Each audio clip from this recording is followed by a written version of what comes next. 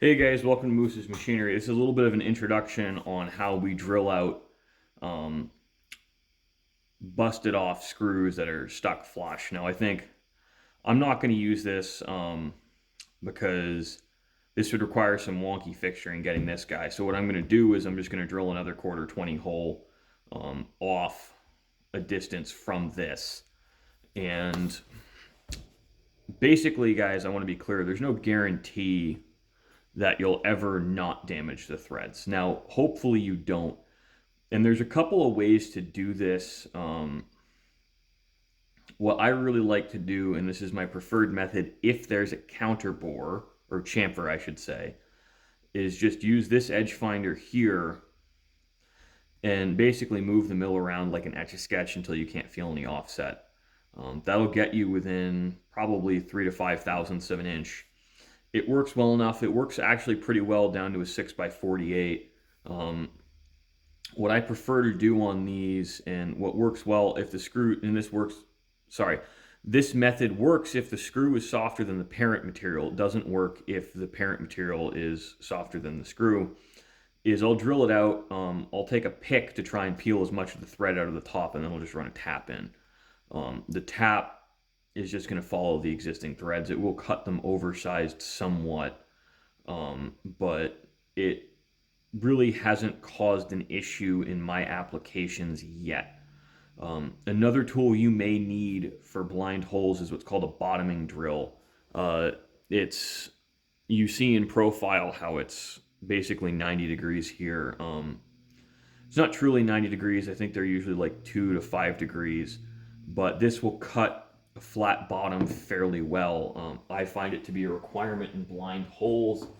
Now, removing screws like this is a pretty regular occurrence in my shop as a gunsmith, and it's a little tricky when you get in the smaller drills.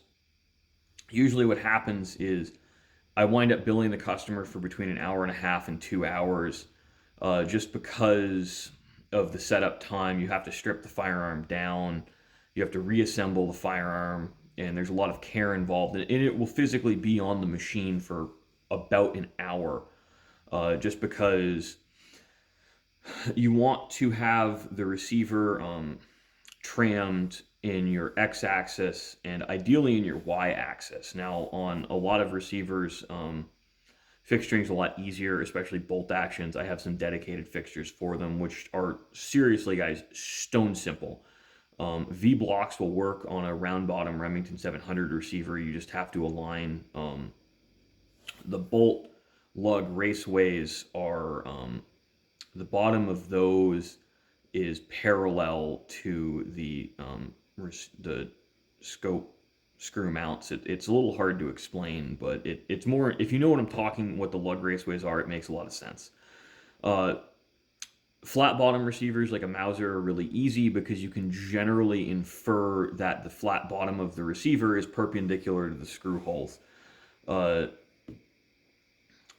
hasn't bit me yet, but on some stuff, like I did this on a Marlin recently, I'm pretty sure the screw holes are parallel to the flat sides of the receiver, but you've got to tap it around in the vise without scratching it too, which that's the hard part, until you have the top trimmed to the ways of the machine, so um, you're not causing an issue there.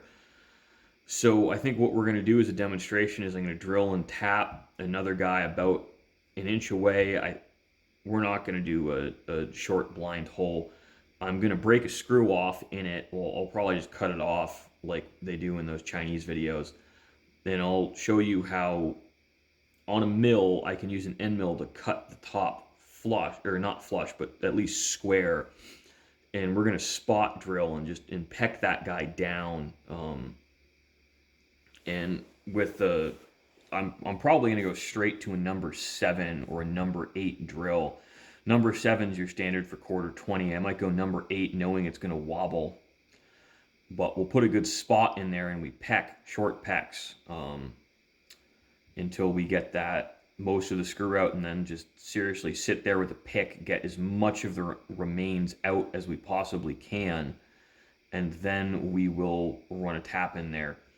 It This case here, because we're not really worried about squareness and perpendicularity, this is going to be a relatively straightforward, smooth setup. I'm going to skip the drilling and tapping. I've shown that on the channel.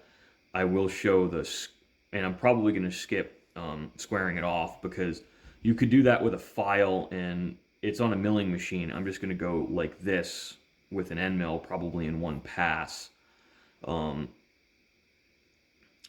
These screw removals are again tricky because you count on the screw trying to wander.